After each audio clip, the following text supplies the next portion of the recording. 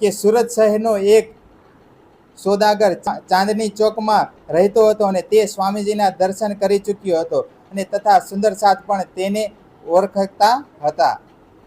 અને એક ત્યાં ચાંદની ચોકમાં એક સુંદર સાથ રહેતા હતા અને એ શ્રીજી મહારાજને ઓળખતા હતા. અને તેણે કહ્યું કે મારી પાસે દજ્જાલનામા છે, હું આપને તે બતાવીશ અને તેમાં દજ્જાલની હકીકત લખેલી છે બધી. દજ્જાલનો મતલબ ખબર છે શું? દજ્જાલનો મતલબ એમ કીધું, દજ્જાલ નામા ગ્રંથ એટલે કયામત નામનો ગ્રંથ. કેવો ગ્રંથ? દજ્જાલનો એટલે છેલ્લે બધાની બુદ્ધિ કેવી થઈ જાય? રાક્ષસ જેવી થઈ જાય. કેવી થઈ જાય? એટલે બધા બાદતા વિરોધી. એટલે એમ કીધું કે કયામત નામાનો એટલે છેલ્લો દજ્જાલ નામા ગ્રંથ છે ને, એ છેલ્લો ગ્રંથ છે કે. અને એ કે એને હે ને બહુ સારી રીતે એમાં અનુવાદ કર્યું છે મુસલમાનોએ, જે હારા હારા થઈ ગયા હોય ને એમાં ભક્તિવાળા, એને બહુ સારી રીતે સમજાવેલું છે કે કયામતનો સમય આવશે ને તે કેવું કેવું હોય છે અને ત્યારે હા કેવા કેવા માણસો હોય છે અને એને કોણ જગાવવા આવશે, એવી એવી બધી વાત કરેલી છે કે દજ્જાલ નામાના. આસામાં ને આસામાં શ્રી લાલદાસજી કેટલાક દિવસો સુધી તેના ઘેરે આટા ફેરા કરતા રહ્યા અને અંતમાં તે ફરી ગયો અને કહેવા લાગ્યો કે મારી પાસે તફેની હુસીન છે અને જે ઇસ્લામ ધર્મનું સૌથી મહત્વપૂર્ણ પુસ્તક છે. શું કીધું? ઇસ્લામ ધર્મનું સૌથી મહત્વપૂર્ણ પુસ્તક છે. અને હુસેની તફસીરનું પરમધામનું જ વર્ણન છે એની અંદર. કેનું વર્ણન છે? આખે આખું. અને ત્યારે શ્રી લાલદાસજીએ પૂછ્યું કે તેમાં શું હકીકત દર્શાવેલી છે? ત્યારે સોદાગરે ઉત્તર આપ્યો કે તુફસીર હુસેની માં કુરાનનો અર્થ ફારસી ભાષામાં લખેલો છે અને બધા મુસલમાનોને તેને મહત્વ આપે છે, કારણ કે અને તેમાં ટીકા સૌને સાહેબે કરી હતી. એટલે સાહેબ એટલે પરમાત્મા જ થયા. કોણ થયા? બીજું કોઈ નથી, પરમાત્મા જ થયા કે સાહેબે જ બધી ટીકા કરી હતી. અને શ્રી લાલદાસજીએ ફરી પાછા તે સોદાગરને ત્યાં ગયા અને તથા 4 દિવસ સુધી આટા મારતા રહ્યા, પરંતુ તુફેને હુસેન ન આપી. અને શ્રી લાલદાસજી આવીને શ્રીજીના કહ્યું કે માણસ બહુ જૂઠો છે. એ કે આપણે એને કહેતા કઈ ના આપે તો ન કે બહુ ખોટા માણસ છે, કાંઈ આપતા નથી, બાના બનાવ્યા રાખે. એટલે ગ્રંથ છે ને, ગ્રંથ એ બહુ વાંચવા જરૂરી છે. હવે શ્રી પ્રાણનાથજી મહારાજ શું કામ બધાને મોકલે છે? આ અહીંયા આટલું આપણે વર્ણન કર્યું શ્રી પ્રાણનાથજી મહારાજે, અને બધાને મોકલે ને, તમે વાંથી ગ્રંથ લેતા હો, તમે વાંથી ગ્રંથ લેતા હો. શું કામ મોકલે છે? પ્રાણનાથજી મહારાજને નહોતી ખબર? એને તો બધી ખબર હતી. એ આપણે નહોતી ખબર ને એટલે મોકલતા હતા. જાઓ, હું તમને હે ને નિશાની આપું, મારા આ ગ્રંથમાં મારું નામ છે, તમે જાઓ આ જગ્યાએ જાઓ, મારું નામ અહીંયા આપેલું છે, મારી આવવાની નિશાની, બધી મારી નિશાની છે. એ આપને સંદેશો આપતા હતા. એનામાં તો વાણી ઉતરતી હતી, એને કઈ નહોતું જાણવાની જરૂર. એટલા માટે કીધું કે ગ્રંથ વાંચવા ખૂબ જ જરૂરી છે. મેં સાચું કહું ને, મેં કેટલા વ્યક્તિને કીધું ને કે દેવી દેવતાની પૂજા હે ને શ્રી કૃષ્ણ પરમાત્માએ ના પાડી છે, એવા કેટલા વ્યક્તિએ ના પાડી છે, કોઈને ખબર જ નહોતી કે એવું થોડું લખ્યું હોય કે આ તો આપણે વાંચ્યું એટલે આપણને ખબર પડી, પણ જેને વાંચ્યું જ નથી એને શું ખબર પડે? એને કાંઈ ન ખબર પડે. અને જ્યારે ખોલીને મેં બતાવ્યું ને, એ બધાની મતી કામ કરતી બંધ થઈ ગઈ કે આવું લખેલું છે કે આજ લગીને અમને ખબર જ નથી અને કોઈ કીધું નહીં. એવું થોડું કે ઓખા ભગતની આપણે વાત એમ ને એવું કે એક મૂર્ખની એવી ટેવ પથ્થર એટલા પૂંજે દેવ. તો એમ કેવા કીધા? મૂર્ખ. એક મૂર્ખની એવી ટેવ પથ્થર એટલા પૂજે દેવ. કબીર સાહેબે ન કીધું કે પથ્થર પૂજે હરી મિલે તો પૂજું પૂરા પહાડી ત્યાં? કે તમે કઈ રીતની બધા ભક્તિ કરો છો? તમને કે પરમાત્માની ઓળખાણ નથી કે તમને કોઈને પરમાત્માની ઓળખ નથી કે તમે પરમાત્માને અનેક કરીને બતાવો છો? એ કે પરમાત્મા તો એક જ હોય કે. અને મને ઘણી જગ્યાએ તો એ વાત એમ મળે, આપણે વાત કરતા હોય ને એટલે કે પરમાત્મા તો એક જ છે. એ તો એ કે હે ને બધા હે ને ટ્રાફિક ન થાય ને એટલા માટે એ કે આપણે એ કે હે ને અલગ અલગ આપ્યું છે. હું એમ કહું છું કે ટ્રાફિક ન થાય તો ભલે અલગ જગ્યાએ આપ્યું, પણ ન્યાય શ્રી કૃષ્ણ પરમાત્માની જ હોવી જોઈએ ભક્તિ. પછી બીજે જાય તો ન્યાય ભલે થોડાક માણસો આમ હોય, પણ તો ન્યાય શ્રી કૃષ્ણ પરમાત્માની જ ભક્તિ હોય છે, કોઈ ટ્રાફિક નહીં થાય. એટલે કહેવાનો મતલબ એમ છે કે લોકોની માન્યતા કે ટ્રાફિક ન થાય, નહીં. અને કે ને કે કૃષ્ણ કૃષ્ણ તો સબ કોઈ કહે પણ ભેદ ન જાણે કોઈ. એક કૃષ્ણ વૈકુંઠ કા દૂજા હે ગૌલોક અને ત્રીજા ધામ અખંડ કહે પુરાણ વિવેક. અને બધાએ ગ્રંથ કહે છે અને શ્રી કૃષ્ણ પણ કયા કૃષ્ણ એ કોણ બતાવી શકે? ફક્ત શ્રી કૃષ્ણ પ્રણામી ધર્મની અંદર જ મળે છે. એ કયા કૃષ્ણ? ત્રિધા લીલાની અંદર. તો આપણે અક્ષરાતીત શ્રી કૃષ્ણ પાસે પહોંચવાનું છે. કોની પાસે પહોંચવાનું છે? એટલે એમ કીધું કૃષ્ણ કૃષ્ણ બહુ કરે છે બધા. તો આપણે નિજના મંત્રમાં શું આપે ખબર છે ને? આવડે છે ને બેન? હે તો બોલે ને. હા, તો નિજ નામ શ્રી કૃષ્ણજી. ત્યાં હું લીખું અનાદિ અક્ષરાતીત. કીધું કે ન કીધું? ત્યાં કોઈ વૈકુંઠવાસી ગૌલોકધામવાસી એવું કીધું નહીં. તો પછી આપણે શું કહીએ? દુનિયામાં અત્યારે હાલે ને કે કૃષ્ણ નામથી નો તરીએ કે ઘણા કે કેમ નો તર? હે, કૃષ્ણ નામની મહિમા તો સમજો. કયા કૃષ્ણની વાત કરે છે? કબીર સાહેબે 4 પ્રકારના રામ બતાવ્યા. તો કયા રામની વાત કરે છે એ તો સમજો. એ કઈ દશરથ પુત્ર રામની વાત નથી કરતા કબીર સાહેબ. એ અક્ષર ભગવાનની વાત કરે છે. કોની વાત કરે છે? સતલોકની વાત કરે. ક્યાંની વાત કરે? એને સમજો લખેલું હોય છે કબીર સાહેબમાં સતલોક. પણ વાત જ્યારે આપણે સમજીને તો ખબર પડે. પણ આપણે બધું ઉપર ઉપરનું લઈને તો ન સમજાય. હવે નથી કહેતા આપણા શરીરની અંદર કેટલા સ્થૂલ, સૂક્ષ્મ, કારણ અને મહાકારણ 4 વસ્તુ આવી ને. હવે આપને ખબર છે સ્થૂલ શું કહેવાય, સૂક્ષ્મ શું કહેવાય, કારણ શું કહેવાય, મહાકારણ શું કહેવાય? હે, ખાલી આપણે અહીંયા આવી અને સત્સંગ સાંભળી લઈ પછી સાંભળ્યું કયું ઉપર ઉપર.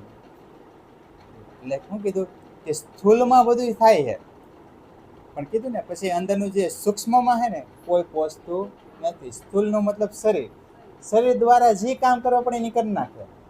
અને સૂક્ષ્મ એટલે કે ઇન્દ્રિયોથી દ્વારા કે અંદરની મન, બુદ્ધિ, ચિત્ત એ બધું એ સૂક્ષ્મ કે એની દ્વારા કોઈ વિચાર કરતું નથી કે આ હાસું છે કે ખોટું છે, ક્યાં પોગાડશે, શું કરશે. પછી કારણ શરીર કે 3 ગુણોથી બનેલું હોય જે અક્ષર ભગવાન દ્વારા બધું બને છે કારણ શરીર. પછી કે એને કે એ કેવી રીતના બને છે, 3 ગુણ કેવી રીતના કામ કરે છે એ પણ નથી ખબર કે આપણે શરીરની અંદર. પછી કીધું મહાકારણ. કોનું છે મહાકારણ? પરમાત્માનું. કોનું છે? એને કર્યું ને મહાકારણ. બ્રહ્માની સૃષ્ટિ ઉત્પત્તિ કરી એટલે બધું ક્યાં આવ્યું? અક્ષર ભગવાન પાસે. અક્ષર ભગવાન પાસેથી નારાયણ ભગવાન પાસે, નારાયણ ભગવાનથી બ્રહ્મા વિષ્ણુ પાસેથી, ત્યાંથી દેવી દેવતા, ત્યાંથી સૃષ્ટિની ઉત્પત્તિ. કેટલું લાંબુ છે કે નહીં? એટલી બધી આપણે ખબર રાખવી જોઈએ.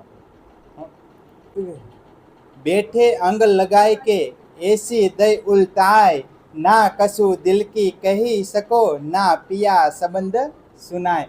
એ કે હું પરમાત્માને નથી મારા દિલની વાત કરી શકતી કે ના પિયા શબ્દ સુનાય કે હું એનો અવાજ પણ સાંભળી શકતી નથી. કે એવી મને ઉલટાવી દીધી માયા તરફ. કેવી? કે માયા તરફ ઉલટાવીને મને બારી શુદ્ધભૂત બધી ખોવાઈ ગઈ. અને બેઠે આંખે ખોલ કે અંગસો અંગ જોડ, આશા ઉપજે અરજકો શોભી દઈ મોહે તોડ. કે હું ક્યાં બેઠી? કે પરમધામમાં જ બેઠી છું કે ને બધાને અંગ સાથે અંગ જ કરીને બેઠી. પણ ક્યાં આવી ગયા? સંસારમાં. ને સંસારમાં આવ્યા ને એટલે મારી કે આશા તોડી નાખી. કે મારે તમારી સાથે જે પ્રેમ ભરીની વાત હતી ને એ બધી તોડી દીધી. એટલે એમ કીધું કે એસા કિયા વિસોડ. એટલે વિસોડ એટલે જુદાગી. એ કે અમને સીધા જુદા કરી દીધા. અને સદા સુખદાતા ધામધની અંગના તેરી જોડ, જાનો સંબંધ કબૂ ના હોતો એસા કિયા વિસોડ. એ કે સદા સુખદાતા ધામધની. તમે કેવા પરમાત્મા છે? સદા સુખદાતા. એવા તો આપણા શ્રી પ્રાણનાથ છે, પ્રાણ પ્રિયતમ છે. પણ અંગના તેરી જોડ. કેવા? અંગના તેરી જોડ. આપણે પરમાત્માના હસ્તે એક અંગ હતા ને, અલગ નહોતા. એટલે એમ કીધું અંગના તેરી જોડ. પણ જાનો સંબંધ કબૂ ના હોતો. એ કે તમે તો અમને એવા અલગ કર્યા ને કે જાણે આપણો કોઈ સંબંધ જ નહોતો, હતો જ નહીં. કે એવા આપણે અલગ કરી દીધા. અને એસો કિયો વિસોડ. કે એવો તમે અમને અલગ કર્યા. કે અને બેઠા સદા ચરણ તલે કબૂ ન્યારીના નિમખ નેસ, પાયે ન નામ ઠામ દિશ કહું એસા દિયા બિસેદ. કે શું કીધું?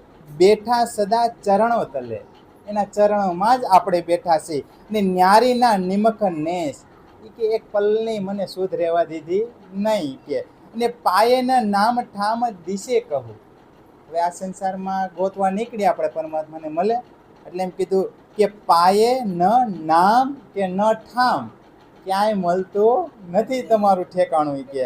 ને એસા દિયો બે દિશ, એવી બે શુદ્ધ મને કરી દીધી, એવો વિયોગ મને આપી દીધો તમે મને. બેઠે તલે કદમ કે બીચ ડાળી 14 તબકા, દૂર દરાજ એસી કરી કહું નજીક ન પાયે હક. ક્યાં કે બેઠે તલે કદમ કે, ક્યાં બેઠા આપણે? પરમાત્માના ચરણોમાં. પછી કે ડાળે 14 તબકા, ક્યાં આપણે મોકલી દીધા? 14 લોકની અંદર, એમાંય પાછા મૃત્યુ લોકની અંદર ક્યાં મોકલી દીધા આપણે? એટલે એમ કીધું ત્યાં અમને મોકલી દીધા. ને દૂર દરાજ એસી કરી, એટલા દૂર મોકલી દીધા અમને કે પાસ હોવા છતાં, આપણે પાસે જ બેઠા છીએ પણ છતાં પણ એટલા દૂર મોકલી દીધા આપણે. એટલે કીધું કે કહું નજીક ન પાયે હક, એ કે ગમે એટલું કરો ને તોય મારા પરમાત્માને હું નજીક પામી શકતી નથી. આપણે યાદ આવે પરમાત્મા? કામ કાજમાં એટલા મગ્ન થઈએ ને તો બધી ભૂલી જાય છે આપણે. એટલે એમ કીધું કે કબૂ ન પાહે હક, કે યાદ નથી આવતું મને કાંઈ કે આ સંસારમાં આવ્યો પછી. બેઠે તલે કદમ કે એસી કરી પ્રદેશ, લે ડાળી એસી જુદાગી રહ્યા હરફ ન નુકતા ઈન, કે બેઠે તલે કદમ કે, અને પરમાત્માના શરણોમાં બેઠા બેઠા એસી કરી પરદેશ, કે મને તો સીધે પરદેશમાં ઘા કર્યો. ક્યાં કર્યો? સીધા અહીંયા બેઠા બેઠા. ને લે ડાળી એસી જુદાગી, કે આવી જુદાગી કે તમે પલમાય મને યાદ ન આવો. આવી વાતો કરવાની છે આપણે પરમાત્માએ રે, કે તમે મને આટલી બધી કે જુદાગી આપી દીધી કે મને જ્યારે જ્યારે હું તમને ચિંતમાં જાઉં, સેવામાં જાઉં, તો તમે મને સ્મરણ કરવું પડે ને. આપણે વ્રજની ગોપીઓ હતી ને, ત્યાં બધી શ્રી કૃષ્ણ તો કરતા હતા ને, પણ ત્યાં તો શું કહેતા હતા ખબર છે ને વ્રજની, કે શ્રી કૃષ્ણ તું ઘડીક મારાથી આગો જા એમ કહેતી. અને આપણે અહીંયા શું કહેવું પડે? શ્રી કૃષ્ણ તમે મારા હૃદયમાં આવો, એવું પડે ને. પણ ગોપીઓને શું કરવું પડતું હતું? તું ઘડીક સેટો જાય ને, તું ઘરના કામકાજ કરી લો એ કે. એટલે એટલા તલ્લીન હતા શ્રી કૃષ્ણમાં. પણ અહીંયા આપણે બોલાવવા પડે છે, પણ આપણે પણ એટલા તલ્લીન કરો તો આપણે કેવું પડે છે, હવે જરાક તમે સેટા જાઓ ને કામ કરી લો, એ રીતનું તલ્લીન રહેવું પડે કે આપણે શ્રી કૃષ્ણમાં. અને શ્રી કૃષ્ણ ભક્તિ એટલી ઉત્તમ બતાવી છે આપણે કે એમાં જે પ્રેમ છે ને એવો દુનિયામાં ક્યાંય છે નહીં. એટલે એમ કીધું કે આશિક રહું અલ્લાહ તેરા નામ, એટલે એમ કીધું કે આશિક છે ને એ જ એનું નામ છે, આખું પ્રેમમય છે. એટલે કીધું ને કે ધીક ધીક પડોરે મેરી બુદ્ધ કો, કે મેરે શુદ્ધ કરો મેરે તન को मेरे मन को याद न किया धनी धाम, जहर जिमिसो लग रही ભૂલી આઠો જામ. કે મારી બુદ્ધિને મારા તનને ધિક્કાર છે કે જે પરમાત્માને યાદ નથી કરતા, એના કામમાં નથી આવતા. એનું જહેર જીમિસો લગ રહી, ઝેર ચડ્યું છે કે આપણે મોહ માયા કામ ક્રોધ લોભનું કે એનું ઉતરતું જ નથી કે આપણે ઝેર કે. અને ભૂલી આઠો જામ, આઠે પહોરમાં આપણે એને ભૂલી ગયા. 12 કલાક થાય ને 12 કલાક દિવસની, એમાં કીધું આઠો જામ બધું હોય. આપણે કેટલી કલાક કામમાં કાઢી? 12 કલાક જ કાઢી નાખી છે. એમ કે આપણે આમ તો 12 ને વધી જતી છે, હું તો કહું 17-18 કલાક થઈ જતી છે. 12 વાગે આપણે હોય ને, 6 વાગે ઉઠ્યા પછી 18 કલાક જેવું થાય. હવે 18 કલાક લગીને આપણે કામમાં જીવન બીતાવી અને 4 કલાક લગીને સુઈ જઈએ આપણે. તો ભજન ક્યારે થયું, ચિંતન ક્યારે થયું એ બધું કેનું થયું? માયાનું થયું. એટલે એમ કીધું કે જહેર જીમીસો ચડી આવી, કે માયાનું ઝેર ચડેલું છે કે એમાં ને એમાં રચ્યા પચ્યા રહી છે કે 1 કલાક એ પરમાત્મા પ્રત્યે આપણે કાઢતા નથી કે. અને મૂળ વતન ધનિયે બતાયા જીત સાથ શ્યામાજી શ્યામ, પીઠ દઈ ઇન ઘર કો ખોયા અખંડ આરામ. શું કીધું? કે મૂળ વતન ધનિયે બતાયા, પરમાત્માએ આપણે ઘર બતાવી દીધું ને, તો ઘર બતાવી દીધું. અને જીત સાથ શ્યામાજી શ્યામ. શું કીધું? કે આપણા કોણ છે પ્રિયતમ? શ્યામ અને શ્યામા. આપણે ચોપાઈમાં આવે ને, ઘર શ્રી કૃષ્ણ એ ફલ સારતાણો તારતમે અંજવાળું અતિ થાય, આશંકા ન રહે મન માહે. શું કીધું કે આપણું ઘર કયું છે? ધામ. અને નામ શું છે? શ્રી કૃષ્ણ. કીધું ને કે ઘર અને શ્રી ધામ અને શ્રી કૃષ્ણ. એનું ફળ શું છે? શું ફળ મળ્યું આપને? શ્રી કૃષ્ણ ફળ મળ્યું. એ કે ફળ સાર તણો તારતમ, અને તારતમ્ય અંજવાળું અતિ થાય. શું કીધું કે આ વાણી તમે આપણા જીવનની અંદર આવે એટલે આપણે સમજાઈ જાય કે શ્રી કૃષ્ણ પરમાત્મા કોણ છે અને આપણે ક્યાંથી આવ્યા છે. દેવચંદ્રજી મહારાજ કહેતા તુમ કોણ આ ઈત ક્યો કર, કહાં હે તુમારા વતન, નાર તુમ કોણ ખસમ કી દડકર કહો વચન. તો આપણે બધું ધીમે ધીમે સ્મરણ થઈ જાય કે આપણે ક્યાંથી આવ્યા છે, કેવી રીતના આવ્યા છે. એટલે કીધું કે સંબંધ મેરા તાસો કિયા, જાકો નિજ નેચલ નામ, અખંડ સુખ એસા દિયા, સો મેં છોડ્યા વિશ્રામ. કે મેં સંબંધ કેનો તમારો સંબંધ કોની હારે બાંધી દીધો? કે કોની હારે બાંધ્યો આપણે? શ્રી કૃષ્ણ પરમાત્મા સાથે. એટલે કીધું કે સંબંધ મેરા તાસો કિયા, કે પરમાત્મા મારો સંબંધ તો બાંધી દીધો. જાકો નિજ નેચલ નામ, તો નામ હું શ્રી કૃષ્ણ નેચલ નામ. અને અખંડ સુખ એસો દિયો, કેવું સુખ આપને આપ્યું ને. બંગલાએ બનાવો, ગાડીમાં ફરો અને ભેગી વાણી હતી યાદ કરો. હવે આવું સુખ સતયુગમાં, ત્રેતા યુગમાં, દ્વાપર યુગમાં નહોતું. એક ધારી તપસ્યા કરવી પડતી હતી ને. પણ અહીંયા ફોરવ્હીલમાં બેઠા બેઠા જાઓ ને તમે તારે રાજી મહારાજને યાદ કરતા જાઓ, એવું સરળ આપી દીધું. એટલે એમ કીધું કે અખંડ સુખ એસો દિયો. આટલું બધું અખંડ સુખ આપણી ઉપર આપી દીધું છે કે આપણે ક્યાંય તપસ્યા કરવાને જ જવી પડે. એ વસ્તુ સતયુગમાં હતી ચારેય વસ્તુ, અને ધીમે ધીમે ઘટતી ગઈ. સત વહી ગયું, દયા વહી ગઈ, એક એક ઘટતું ગયું ચારેયમાંથી. પછી કળિયુગ આવ્યો તો વધ્યું હું? દાન. તપ વહી ગયું, સત્ય વહી ગયું, અને દયા વહી ગયું, અને દાન. આ ચાર વસ્તુ હતી. હવે છેવટે કળિયુગ આવતા આવતા દાન વધ્યું. હવે કોઈ પાસે દયા સત્ય છે નહીં, દયા છે નહીં, તપ છે નહીં, વધ્યું હું? દાન. આ લે 500 રૂપિયા, હું નહીં આવી ગયું, તું તારી રીતે કાર્ય કરી નાખજે. એટલે કીધું કે કળિયુગમાં શું વધ્યું? દાન. ગમે એ કાંઈક હોય ભાઈ, બીમાર હોય વ્યક્તિ, કાંઈ પણ વ્યક્તિ હોય કે કોઈની સેવાય કરવાની હોય, આલે 5000 કોક આપી દે છે, પણ એની પાસે સમય નથી. એટલે કળિયુગમાં વધ્યું શું? કીધું કે દાન. બધું વયું ગયું, પણ હકીકતમાં દાન વહી ગયું હોત ને તો સારું હતું, પણ આ કંઈ નથી જવા દેવાનું. સાચી વસ્તુ વહી ગઈ. દાન તો હે ને આખી દુનિયા છે કરી, પણ કોઈ સેવા કરે બહુ અઘરી.